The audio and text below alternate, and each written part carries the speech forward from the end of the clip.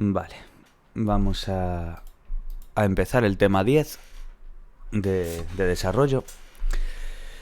Tema 10, desarrollo emocional, social y de la personalidad durante la infancia.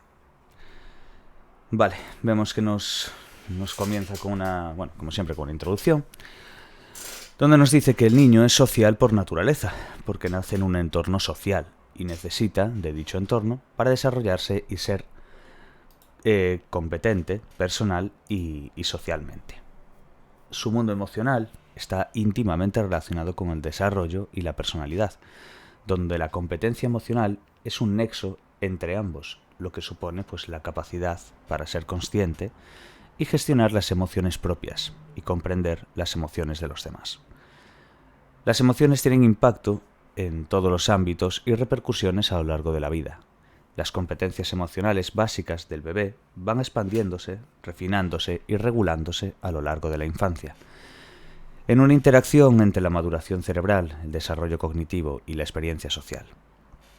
En la infancia se elabora una representación sobre quiénes y cómo somos, recogiendo las características que nos definen y nos sitúan como un ser único entre los demás, autoconcepto, siguiendo un patrón normativo. Quedémonos bien con lo de autoconcepto.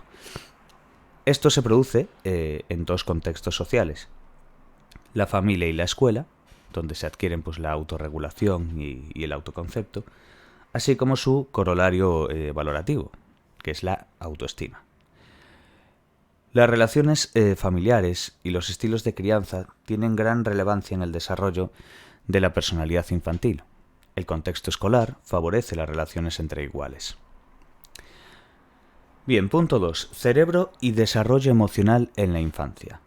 Los estudios han mostrado las estructuras cerebrales que conforman lo que se denomina sistema emocional, una red interconectada de estructuras biológicas que incluyen el tálamo, el hipocampo, la amígdala, córtex cingulado, córtex prefrontal y córtex orbitofrontal. Estas estructuras se relacionan de una manera dinámica y son esenciales en la génesis e integración de las emociones, autorregulación emocional, pero también en las manifestaciones comportamentales de las emociones y su comprensión, por ejemplo, las expresiones faciales. Joseph, en 1999, señala que las regiones del sistema límbico maduran a distinto ritmo, lo que tiene su correlato en el desarrollo de las competencias emocionales y sociales. La secuencia de maduración se conecta con la habilidad para expresar y experimentar emociones. Por ejemplo, la amígdala. La amígdala, como ya sabemos, tanto por psicobiología como por fisiológica, esa parte del miedo, la ansiedad y demás, ¿no? Y esa parte, es la primera estructura en madurar, muy importante. La primera estructura en madurar es la amígdala, seguida después del giro cingulado y tras ella el córtex orbitofrontal. Lo que se corresponde pues con las fases del desarrollo socioemocional. La mielinización de los axones de la amígdala y la conexión con otras estructuras límbicas progresan más rápidamente que otras zonas, hasta el final del primer año. Esta inmadurez podría explicar que hasta el último trimestre del primer año no aparezca el miedo a los extraños. Entre 1 y 3 años, la maduración, entre los 1 y los 3, la maduración de otras estructuras matiza la activación de la amígdala para procesar las experiencias sociales de forma más eficaz y con mayor control comportamental, para tolerar cada vez mejor el miedo a los extraños. La maduración del sistema límbico progresa hasta los 20 años. El proceso de maduración de estructuras y el asentamiento de redes neuronales es altamente dependiente de la experiencia. El cerebro humano está programado para ser estimulado por el entorno, lo que es la expectativa de experiencia. Proliferan o se pierden conexiones y redes neuronales en un proceso conocido como dependencia de la experiencia, importante también. La experiencia emocional temprana modifica la estructura cerebral y los circuitos neuronales, que se traduce en cómo se procesa la información del entorno, las emociones y los comportamientos. Ya vemos que es bastante asequible. En verdad, lo que es la materia en sí se lee bastante bien y se entiende bien, quitando alguna parte o algunos cuadros que entran muchos puntos, pero bueno. Quedémonos bien como lo del tema del sistema límbico madura a distinto ritmo, que la amígdala es la primera estructura en madurar, después el cingulado, el córtex orbitofrontal y demás, ¿vale? Quedémonos con la expectativa de experiencia y con esa dependencia de la experiencia. Vale, punto 3. Estoy medio malito, entonces no puedo andar regulando todo el día toser. A ver.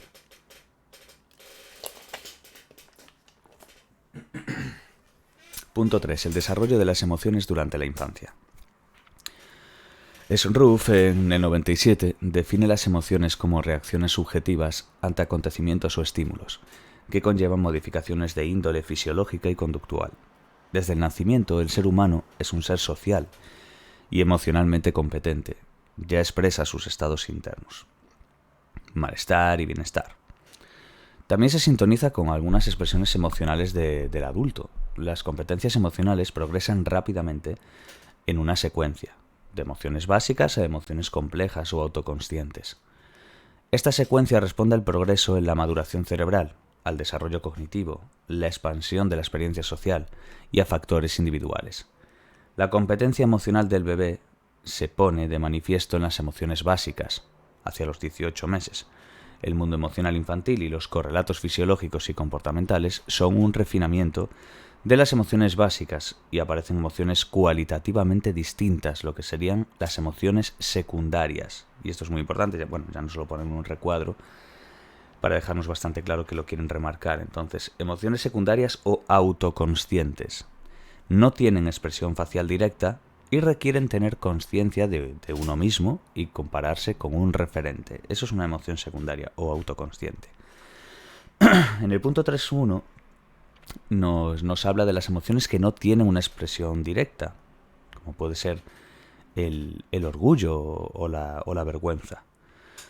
Como emociones secundarias, el orgullo y la vergüenza dependen del entorno cultural y requieren mayor capacidad cognitiva que las básicas. Para Lewis, el que un niño se sienta, por ejemplo, turbado, la emoción autoconsciente más sencilla, que es la antecesora de la vergüenza, requiere tener conciencia de sí mismo, como un ser independiente. Como veis, esto ya lo acabamos de decir aquí. No tiene expresión facial directa y requiere tener conciencia de uno mismo. De ahí que sea esta emoción secundaria, ¿no? Pero bueno, en este caso nos habla de turbado, que realmente es una emoción autoconsciente que es más sencilla y que es antecesora de lo que sería la vergüenza, que vendría después.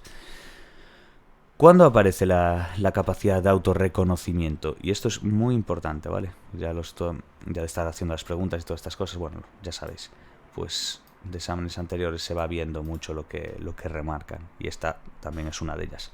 Entonces, ¿cuándo aparece esta capacidad de autorreconocimiento? Pues Lewis y Brooksgang en 1979 hacían que las madres pintaran de rojo la nariz de sus hijos, sin que ellos se dieran cuenta, ¿no? En el Rose Test, la técnica utilizada primero con chimpancés, test de Rose, después hacían que los bebés se miraran en el espejo.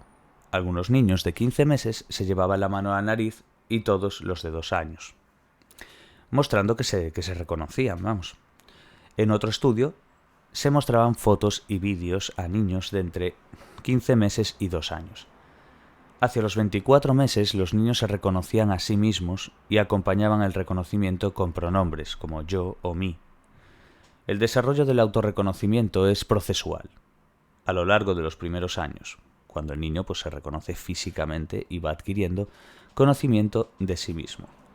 El autorreconocimiento es requisito de las emociones autoconscientes, pero no hay un acuerdo en su adquisición. Lewis y Brooksgang, los de antes, en el 79, analizaron en el estudio anterior, pues las reacciones que tenían los niños cuando eran halagados, un componente social. Los niños que habían dado muestra de reconocerse reaccionaban sonriendo, agachando la cabeza, mirando de reojo, tapándose la cara, mientras los otros no respondían a la adulación.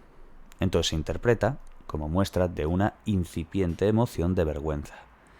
Lewis y Ramsey, en el 2002, observaron que los niños preescolares vivían con diferente intensidad y mostraban expresiones ligeramente diferentes cuando no eran capaces de realizar una tarea o cuando se sentían azorados por ser objeto de atención de un adulto desconocido. En ambos casos, los niños solían reaccionar mediante risa nerviosa o evitando la mirada. Pero la primera situación les resultaba mucho más estresante. Las emociones autoconscientes son un hito evolutivo. El desarrollo emocional implica el control y regulación de las emociones, además de la comprensión de las mismas. Punto 3.2. Principales avances en la comprensión de las emociones en la segunda infancia. A partir de los 2 años, aproximadamente, los niños son ya capaces de referirse a las causas de las emociones y reconocen y definen sus signos comportamentales. Son capaces de inferir sentimientos de los otros en función de sus comportamientos, como que alguien se siente feliz porque da palmas o que está triste porque llora. Entonces ya veis que ya son capaces de inferir pues, sentimientos de otros en función pues, de sus comportamientos, claro. Hacia los 4 años, ya pasamos de los 2 a los 4, los niños advierten que las acciones de los demás se explican mejor en función de los deseos y las creencias. Más adelante conseguirán integrar las creencias en el mundo emocional. Harris, Johnson, Hutton, Andrews y Cook en 1989 mostraron que los niños de 6 años, pero no los de 4, predecían la emoción de un personaje en función de lo que éste cree sobre una situación. ¿Qué sugiere esto? Pues que hacia los 6 años las creencias se suman a la relación entre los eventos, deseos y las emociones. La capacidad para ocultar o falsear la emoción experimenta un importante avance entre los 6 y los 10 años. Ya veis, que es bueno, ocultar o falsear emoción entre los 6 y los 10.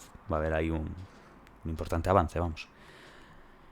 En la segunda infancia, entre los 6 y los 12 años, los avances intelectuales y los progresos en la comprensión mentalista amplían la comprensión emocional. Los niños afinan su distinción entre emoción real o fingida y comienzan a comprender la ambivalencia emocional.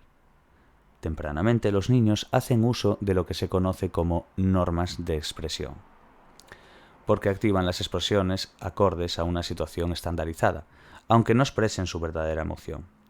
Este comportamiento, educado y estereotipado, del pequeño, no se considera un verdadero engaño, ya que no tiene conciencia de haber querido engañar. En cambio, el ocultamiento de la emoción de niños mayores revela un carácter estratégico y consciente sobre las consecuencias de disimular o fingir. Esta habilidad para controlar y disimular la expresión emocional tiene consecuencias importantes en las interacciones sociales y en la preservación de un plano emocional estrictamente privado.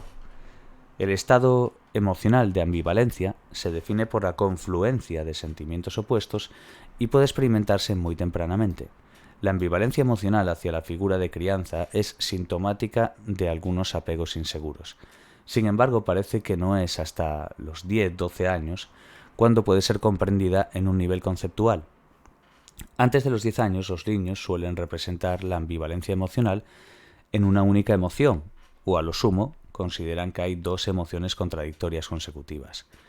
Berg, en el 2018, señala que la comprensión de esta ambivalencia requiere de operaciones complejas, reteniendo en la memoria 2 fuentes de información contradictorias, integrando los conocimientos y operando con ellos. El desarrollo emocional discurre armónico con el desarrollo del pensamiento lógico concreto. La interiorización del lenguaje egocéntrico se contempla como un factor que contribuye a una vivencia más íntima de las emociones en la segunda infancia.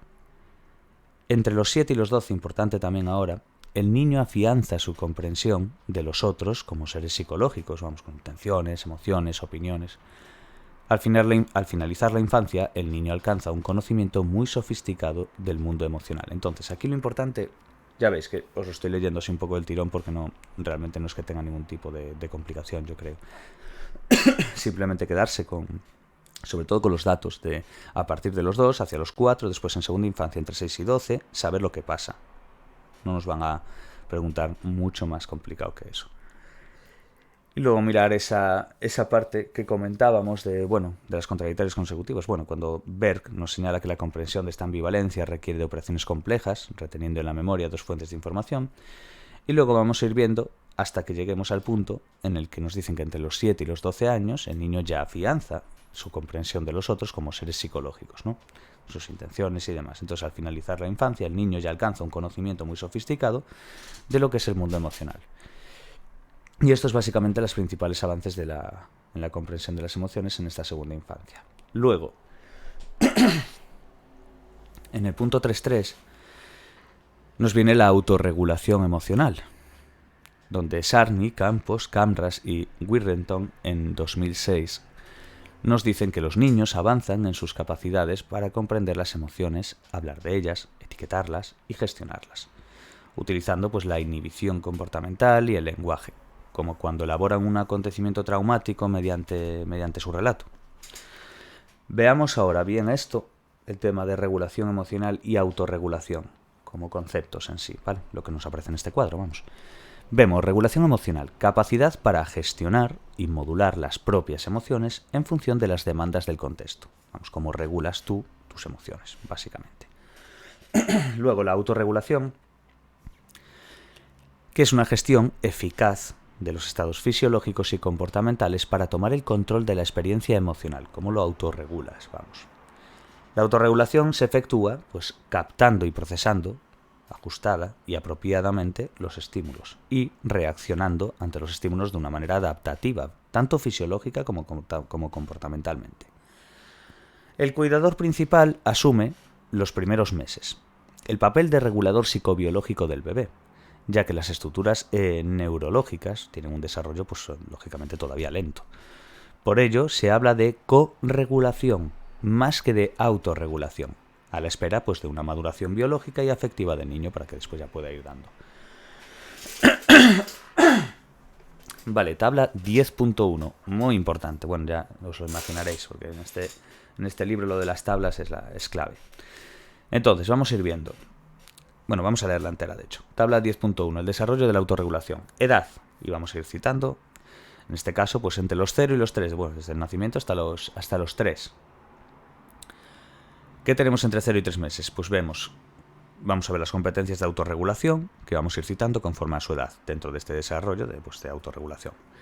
Competencias de autorregulación. Los adultos tienen un papel fundamental como correguladores de las emociones, lo que acabamos de leer, y sensaciones que provienen tanto del interior como del exterior. La regulación también se produce como por mecanismos innatos o acciones reflejas, como puede ser pues apartar la mirada. Eso es entre los 0 y los 3 meses, ¿no? Luego, vamos girándolo simplemente de 0 a 3. La siguiente va a ser coger ese 3 último e ir sumándole. En este caso, pues de 3 a 12. Vamos, de 3 al añito de edad. 3, 12 meses. Siguen refinándose pues con la ayuda del adulto. Mecanismos de autorregulación. Los adultos y los estímulos del entorno permiten distanciamiento de la fuente de malestar, como la distracción. Importancia de mecanismos externos. Esto sería de 3 a 12 meses. Entonces va a seguir refinándose con la ayuda aún del adulto, lógicamente. Mecanismos de autorregulación. Los adultos y los estímulos del entorno van a permitir ese distanciamiento de la fuente de malestar, pues como la distracción, que es la importancia de mecanismos externos. Luego, importante aquí, de lo que sería de los 12 meses a los 24 meses, vamos, del año a los 2, entre 1 año y 2. Nos ponen meses porque se suele expresar siempre en meses. Toma de conciencia de que es posible controlar la vivencia o fuente de malestar. Ya tengo una toma de conciencia de que es posible. Uso de estrategias básicas para regular y amortiguar la sensación de malestar, como estrategias de alejamiento emocional, como balancearse, cerrar los ojos o morder un objeto. Estrategias de alejamiento físico de la fuente de malestar también. Luego, de los 2 a los 3 años, ya veis, cogemos lo mismo, 24 meses son 2 años, le sumamos uno más. Y ya vemos, de los 2 a los 3.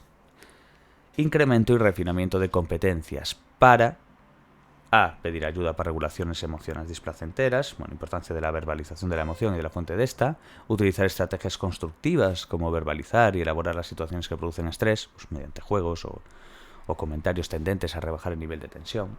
Y por último ya de los 3 a los 6. Muy importante, que es el aumento de la toma de conciencia de la necesidad de control emocional en situaciones sociales, vamos. Capacidad para verbalizar de manera más coherente las estrategias de control emocional, a la vez que son capaces de utilizar un rango más amplio de las mismas, como las autoinstrucciones o los mensajes de autoaliento. Por ejemplo, los monstruos no existen. Esto sería básicamente el desarrollo de la autorregulación. Por edad, ya vemos, de los 0 a 3 meses hasta acabar en los 3, 6 años aprox. El desarrollo de la autorregulación se relaciona con factores tanto endógenos como exógenos. Endógenos, bueno, lo de siempre. Endógenos, pues básicamente lo que va creando tu organismo dentro, endo. Exógeno es básicamente lo de fuera. Entonces, endógenos, maduración cerebral, circuitos atencionales y la corteza prefrontal. Vamos, maduración cerebral. Exógenos, pues concurso del adulto. Pues una actitud activa y participativa de la madre cuando el niño está incómodo, asustado o enfadado. Y contribuye al desarrollo de estrategias más adaptativas de autorregulación. Y predice mejores resultados en edades posteriores. La evolución depende de la interacción entre factores individuales, como puede ser el temperamento, y factores del entorno, como puede ser la calidad de las interacciones. Las competencias emocionales de los padres y sus creencias son factores promotores o de riesgo para el adecuado desarrollo de la autorregulación y las competencias emocionales. Vale. Punto 4. Desarrollo de la identidad personal, autoconcepto y autoestima. ¿Qué es el autoconcepto, como vimos antes? Bueno, la representación que construimos sobre quiénes o cómo somos. ¿Cuál es el concepto que tenemos de nosotros mismos? Entonces, la representación que construimos sobre quiénes somos o cómo somos. Las expectativas sobre nuestras capacidades y habilidades afectan a nuestra conducta, estableciéndose pues una relación bidireccional, autoconcepto-comportamiento. Entonces, el hecho de que nosotros vayamos a tener una conducta, un comportamiento, va a venir relacionado, va a haber una relación bidireccional con el autoconcepto, porque es la forma en la que nosotros nos vemos o cómo somos, y esas expectativas sobre nuestras capacidades van a afectar a nuestra conducta. Entonces, de ello depende pues el bienestar psicológico, el rendimiento académico, la motivación hacia el logro, bueno, ya sabéis. Susan Harter en 2006 define el autoconcepto como la representación que la persona construye de sí misma tras considerar y evaluar su competencia en múltiples ámbitos. Por tanto, tiene naturaleza cognitiva y social, carácter normativo y evaluativo, vamos. 4.1. Desarrollo del autoconcepto en niños preescolares, de 0 a 6 años. ¿En qué momento el bebé es consciente de ser un ente completo e independiente? Hay cierto acuerdo en admitir que en los primeros meses aparece un sentido del sí mismo como agente capaz de provocar reacciones en el entorno. El reconocimiento ante el espejo es una prueba nítida de la autoconsciencia, hacia los 18 o 24 meses, como ya sabemos.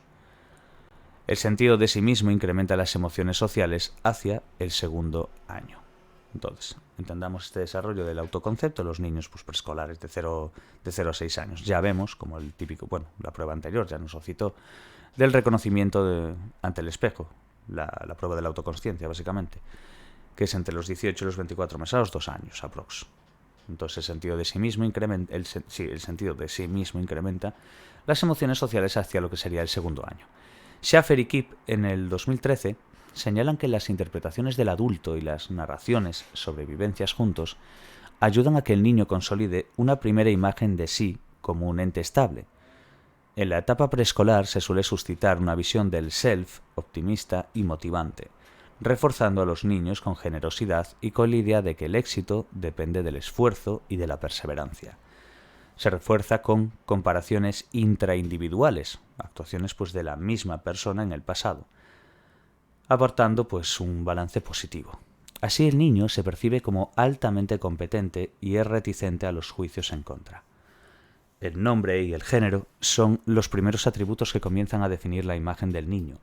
Luego comienzan a surgir alusiones a posesiones y características muy distintivas. Pues por ejemplo, vivo en una casa grande, voy al colegio.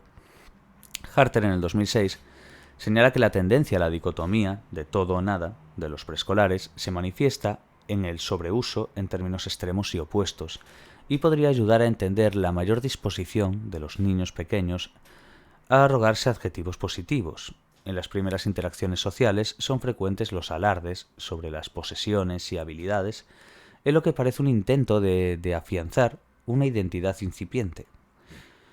Al final del periodo preescolar, los avances en la comprensión mentalista permitirán que los niños se muestren más habilidosos, entendiendo los motivos que guían las acciones de los demás, y comiencen a percibirse pues, en función de rasgos psicológicos, timidez, facilidad para hacer amigos. Las interacciones sociales son más complejas y los niños intentan pues, razonar y negociar sus decisiones, aunque difícilmente comprenderá todavía que una actitud severa no implica que una persona sea mala o que ser torpe en un deporte no significa ser torpe en cualquier deporte. Entonces aún no comprenden, aún es difícilmente comprensible todavía que una actitud severa no va a implicar que una persona sea mala, sea torpe, etc. Importante ese detalle. Quedarse muy bien con lo de se refuerza con comparaciones intraindividuales, esta actuación de la misma persona en el pasado, ¿vale? Eso entre los 0 y los 6, que sería el desarrollo del autoconcepto en niños preescolares. Luego, en el punto 4.2, el autoconcepto durante los años escolares, que sería de los 7 a los 11 años. Hacia los 8 o 9 años, los niños advierten que las emociones humanas pueden ser muy complejas e incluso pueden mostrarse de forma velada. Aquí el niño adquiere ya una mayor tendencia a autodefinirse mediante rasgos psicológicos y tiene mayor sensibilidad hacia las opiniones de los demás. Harris, en el 89, observó que los preescolares identifican el orgullo, la culpa, la alegría y la tristeza por buenos o malos resultados. Sin embargo, los niños mayores las definen teniendo en cuenta otros aspectos como la responsabilidad personal en los resultados y la observancia de patrones morales. Durante la etapa escolar, el niño se interesa por la pertenencia a grupos y por las autodefiniciones, comparándose con los iguales. Por ejemplo, estoy en el equipo de patinaje, soy de los que saca mejores notas. Ya veis, una comparación con los iguales. Las apreciaciones disgregadas que caracterizaban a los más pequeños avanzan hacia una imagen personal con dominios diferenciados, con autoconceptos menos rígidos que los de los niños pequeños. Por ejemplo, reconocer que se juega bien al fútbol, pero está rezagado en inglés, por ejemplo. Hayter, en el 2006, señala que los progresos evolutivos no facilitan a una visión positiva del yo, sino a una visión más ajustada a la realidad. El avance en la escuela implica valorar más objetivamente las aptitudes, y el niño nota que tras el esfuerzo no siempre viene el éxito. Además, los adultos se muestran ahora más exigentes y comienzan a promover la comparación con los iguales. Los nuevos criterios favorecen un autoconcepto más realista que cuestiona la imagen de superniño de la primera infancia. La motivación por emprender tareas de paso a una actitud más realista que puede acompañarse de desánimo ante tareas nuevas. Punto 4.3. La autoestima. El aspecto autovalorativo del autoconcepto. Muy importante esto, ¿vale? El aspecto autovalorativo del autoconcepto. La autoestima es un componente valorativo, como citamos anteriormente, del autoconcepto. Harter, en el 2006, nos dice que es la valoración global de todos los atributos incluidos en el autoconcepto, lo que anímicamente se traduce en un sentimiento que oscila entre la estima y el desprecio por los rasgos del yo. Se asume que los factores que mejor predicen la valencia de la autoestima son la opinión que los demás tienen sobre uno mismo y el grado de eficacia o desempeño que uno percibe en los distintos dominios de su vida. La representación del yo refleja las actitudes y comportamientos de los demás hacia uno mismo. Muchos instrumentos que evalúan la autoestima incluyen medidas sobre la percepción que tienen las personas acerca de la valía que les atribuyen otros. William James, en 1890, sostuvo que el aprecio por los rasgos del yo no dependen de los éxitos obtenidos, sino de la relación que se establece entre los éxitos y los niveles de logro esperados o deseados. Exacto. Harter, en el 1985, ha reformulado este planteamiento incidiendo en la mayor influencia que tiene el éxito alcanzando en los dominios que sean valorados por el sujeto. Una alta competencia en un área muy valorada por el individuo, por ejemplo, la apariencia física, sería un alto predictor de su autoestima global, mientras que el éxito en un campo poco valorado tendría poco impacto. Son los dominios más valorados por el individuo los que mejor predicen su autoestima. Vamos, una variable mediadora. Ya veis cómo funciona esto. De hecho, el ejemplo aquí lo explica bastante bien, esta parte de una alta competencia en un área muy valorada por el individuo, como podría ser la apariencia física, eso nos va a dar un alto predictor de una autoestima global. Mientras que el éxito en un campo poco valorado tendría poco impacto. ¿Por qué? Son los dominios más valorados por el individuo los que mejor van a predecir su autoestima, aunque unos estén o no de acuerdo con esto. Pero básicamente es eso. Pero bueno, ¿cuándo aparece esa autoestima? Lo importante de entender de esto es que se entienda, sobre todo la parte también que dice James, que no es que más que el aprecio que por los rasgos del yo no va a depender de los éxitos obtenidos o de lo que nosotros entendamos sobre ese éxito, sino que es más bien lo que se espera o lo que se desea. Ese nivel de logro esperado o deseado es lo que va a dar eso. Que después, bueno, eso ya es una cuestión ya de cada uno cómo lo valore. Pero bueno, en términos generales, hablan un poco de lo que es la autoestima y cómo es ese componente valorativo del autoconcepto de uno. Pero después te das cuenta de que, claro, al vivir en sociedad y demás, también está la parte en la que los demás vayan a opinar sobre eso.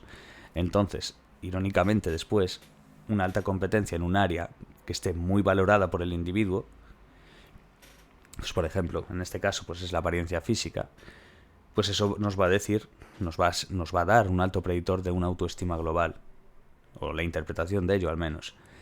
Mientras que después el éxito, en un campo que no tiene un valor con mucho impacto en esa sociedad, porque a lo mejor después en otra época de esa misma sociedad sí que lo tendría, pero bueno, supongamos que sea pues un campo que no esté muy valorado y que a lo mejor es maravilloso, pero bueno, no va a estar valorado socialmente igual, no va a tener ese impacto, entonces eso va a ser un predictor de una autoestima menor. Entonces nos damos cuenta de que los dominios más valorados por el individuo son los que mejor van a predecir su autoestima. Vamos, una variable mediadora. Después vamos a ir viendo ya un poco más, pero bueno, básicamente es entender un poco esa parte, que se puede estar en mayor o en menor acuerdo, pero bueno. Pero ahora la cosa es, ¿cuándo aparece la autoestima?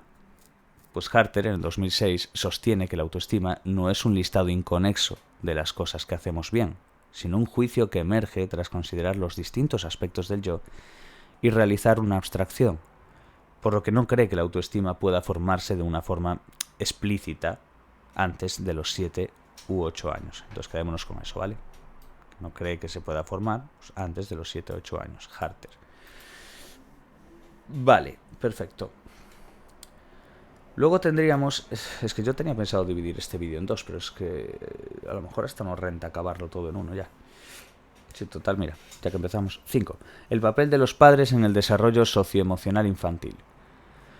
Siempre me pasa igual, me estoy dando cuenta ahora que es bastante repetitivo. Empiezo a grabar y como veo que después que ya paso de la mitad, digo, pues ahora ya lo acabamos.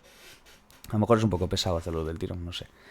5. El papel de los padres en el desarrollo socioemocional infantil. Vamos a ver qué papel tiene.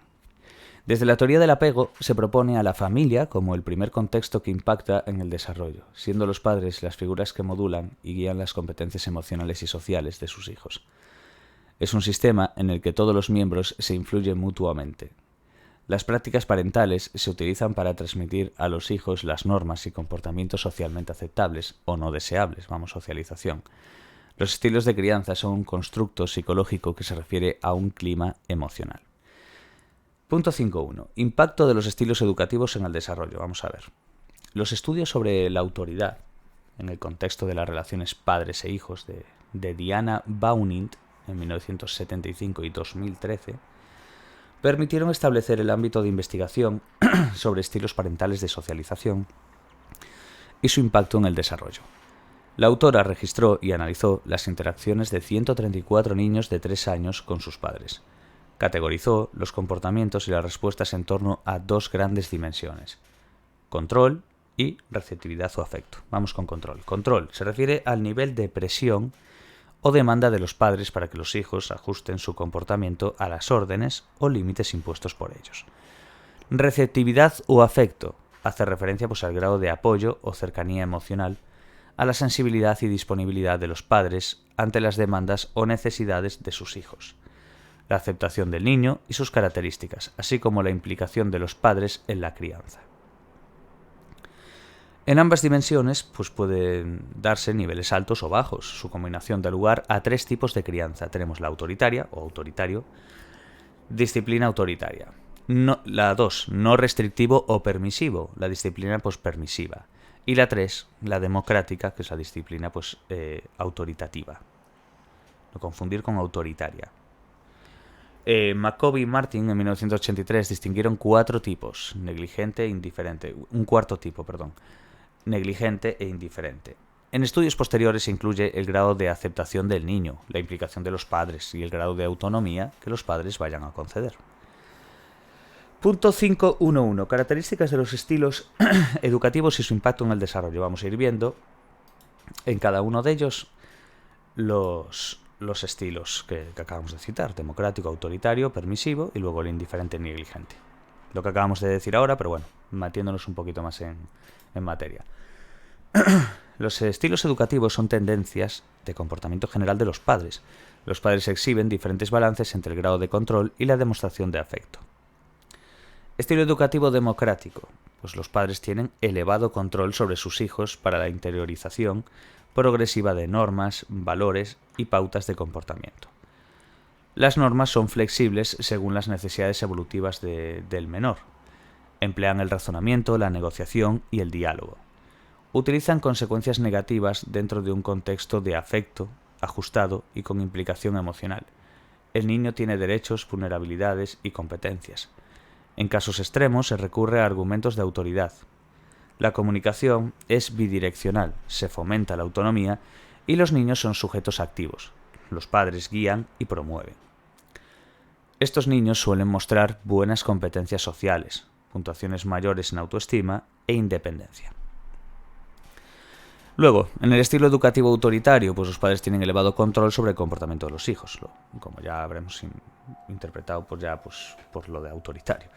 Los más importantes pues son las normas de autoridad. La obediencia es una virtud y el control, las tradiciones y el orden sobre las coordenadas de educación. Los padres creen que los niños no están capacitados para pensar y opinar y que progresan aprendiendo del castigo a sus errores e incumplimientos. No consideran importantes los aspectos afectivos. El rechazo explícito forma parte de las estrategias para el control y la obediencia de los niños. Las consecuencias son baja autoestima, niños reservados, poco persistentes y poco seguros para alcanzar metas, tendiendo a la interiorización de los valores y las normas. Estilo educativo permisivo. Los padres muestran alto grado de afecto, a veces en exceso, sin control sobre el comportamiento de los hijos, excepto si están en peligro. Evitan los castigos y contrariar a los niños en sus impulsos naturales. Los naturales, entrecomillado. Los padres no se ven como figuras de autoridad. El resultado, pues niños en apariencia alegres y vitales, pero dependientes, con mayor porcentaje de conducta antisocial, mayor inmadurez y una falta de autorregulación. Y por último, el que habían incorporado, no sé si os acordáis, el de indiferente negligente, que es que los padres pues no se implican emocionalmente. Una falta de rol parental, de cuidado, de protección, etc. Normalmente se explica pues por circunstancias personales de los padres, como puede ser pues una situación vital desajustada, alteraciones como la depresión, así como su propia historia familiar. Estos padres necesitan ser atendidos y por ello no pueden ocuparse de sus hijos. Los padres indiferentes procuran que la crianza de los hijos no les interfiera. Solo ponen límites en función de su comodidad. La negligencia supone pues una forma de maltrato, como ya sabemos. Y este estilo se relaciona con los peores resultados en ajuste social y psicológico del niño. Mayor impulsividad, mayor probabilidad de conductas de riesgo, bueno, lo típico, ya sabemos. Aquí vemos la tabla 10.2 de estilo de crianza y sus características de las dimensiones de Brown, Brind, McCovey y Martin. Vemos aquí control, exigencias y demandas, vemos en alto y bajo, ¿vale? Luego, en afecto, comunicación e implicación tenemos alto y bajo y vamos a ir viendo, ¿vale? Bueno, es un poco lo que hemos visto, no tiene nada más, simplemente se mira por encima un poco y ya está. No tiene más, es la tabla 10.2. Si queréis os la leo, pues que básicamente es leer lo mismo. En alto, bueno, hago un pequeño resumen. Estilo democrático nos dice reglas y límites adecuados al momento evolutivo del niño, posibilidad de negociación de determinadas normas, relaciones afectuosas y de apoyo incondicional. Ese es en alto. En bajo, dentro del estilo autoritario, reglas y límites excesivos y rígidos resaltan lo esencial de la relación. El afecto puede ser visto como una debilidad. No se tienen en cuenta las necesidades emocionales de los niños, ya veis las diferencias claras. Impacto en el desarrollo, pues lógicamente aquí pues elevada autoestima, autocontrol, habilidades sociales. Ya vemos que el estilo democrático, pues a ver, era bastante intuitivo. Pero que vemos después aquí, baja autoestima, escasa competencia, impulsividad, agresividad. Dentro del estilo permisivo que vemos aquí, reglas y límites relajados o inexistentes incluso. Otras figuras son los responsables de la enseñanza de límites, demostración de afecto, pero claro, en un estilo indiferente, inexistencia de reglas y límites, inatención, negligencia, bueno, lo de siempre. Impacto en el desarrollo. ¿Qué vemos aquí? Escasas habilidades sociales, impulsividad, poca tolerancia a la frustración, dependencia, falta de responsabilidad. Luego aquí ausencia de metas a largo plazo, impulsividad, prácticas de riesgo como tabaco, alcohol, problemas de conducta como el vandalismo. Ya vemos un poquito cómo van las dimensiones y grados conforme alto y bajo dentro de cada punto, ¿vale? Saber cómo afectan las prácticas parentales nos aproxima a los factores promotores o de riesgo para el desarrollo del menor, permitiendo implicaciones de intervención para los padres. El estudio de los estilos parentales se sigue ampliando, de hecho, y se incluyen variables del niño, como el temperamento que tenga el niño, o de los padres, como su historia personal, además del análisis del efecto de factores como el rendimiento académico, el estilo de vida de los adolescentes, la competencia psicosocial. También se estudia el papel de las diferencias culturales también. Entonces ya veis cómo poco a poco se va puliendo más, no solamente entra la parte dentro de los padres, sino también cómo es el niño en sí, cómo es su temperamento, cuál es la historia personal de los padres, qué vieron los padres también. Factores como el rendimiento académico, el estilo de vida, competencia psicosocial y después incluso, que también es muy importante, las diferencias culturales. Ya veis, cada vez se trata un poco de crear básicamente un híbrido de todo, que eso acaba mejorando casi siempre todos los puntos. Vemos de hecho como cada vez los profesionales, incluso la mayoría de las empresas que coge algún profesional de sector, cada vez se respeta más el ser un multidisciplinar, que atiendas a varios campos en cierto modo, que tengas una visión un poco más abierta, que no solamente sea tu estudio y demás. De hecho, si os dais cuenta, cada vez que vamos leyendo algo, sobre todo a nivel histórico, introductorio dentro de una materia, vemos que hay lo típico de que empieza el autor diciendo, no, es que esto se hace de esta manera. Después viene otro y lo corrige y dice, no, es que mi manera es mejor porque la tuya no está. Y después la conclusión final es que suele ser un híbrido de los dos, por norma. Hay casos que no, que hay gente que es bastante objetiva y acaban creando en una primera instancia, en una primera teoría, algo bastante ya bueno, que después se va puliendo, exacto, pero ya con una objetividad muy buena. Pero bueno, no suele ser el caso. La mayoría suele tirar así. Y se ve incluso desde la filosofía clásica, desde la Grecia antigua y demás. Como unos te decían, pues esto deriva del agua, esto deriva del fuego, esto deriva de tal, el otro de los átomos, el otro no sé cuánto. Siempre es como uno que intenta ganar al otro, y se ve mucho pues la tendencia que tiene al egocentrismo el ser humano. Entonces, cuando cambia eso, y cuando es capaz de apartar el ego a un lado y decir, vale, a ver, estos de sociología me pueden ayudar en mi trabajo de psicología, y no cogería decir, pues los sociólogos son peores o mejores que tal. Y lo mismo pasa en psicología con la psiquiatría, que parece que mucha gente aún está acomplejada y diciendo, no, es que esos son médicos y nosotros no, es que tal. Y lo que hay que entender es que cada uno ocupa un puesto, cada uno ocupa una parte, y no hay que estar todo el día a palos unos con otros para demostrar quién la tiene más grande. Así que bueno, 5.2. Las influencias de los padres en la relación con los iguales. Muy importante esta parte también. Los padres utilizan estrategias socializadoras que facilitan, promueven o evitan el contacto de sus hijos con otros niños de su edad. Las prácticas socializadoras parentales se dividen en aquellas que tienen influencia directa o indirecta en el desarrollo socioemocional de los niños. Prácticas parentales de influencia perdón, estoy ahora ya me empieza a afectar la garganta. Prácticas parentales de influencia directa. Se dan cuando los padres intervienen en situaciones de conflictos de los hijos con sus iguales, dando instrucciones sobre el comportamiento apropiado. También promueven directamente relaciones con otros niños en función del análisis que los padres hacen de las características deseables o no. Vemos aquí, por ejemplo, y este es muy importante porque vamos a ver cómo los roles que tienen los padres directamente, Vemos influencias parentales directas en las competencias sociales del niño con sus iguales, a partir de Lant y Petit, 2002. Influencia parental directa, prácticas parentales sobre el entorno de los iguales de sus hijos, Roles de influencia parental directa. Tenemos el diseñador, que es la búsqueda de control o de influencia de los entornos en los que interactúa el niño con pares. Selección o influencia de los contextos sociales de los hijos.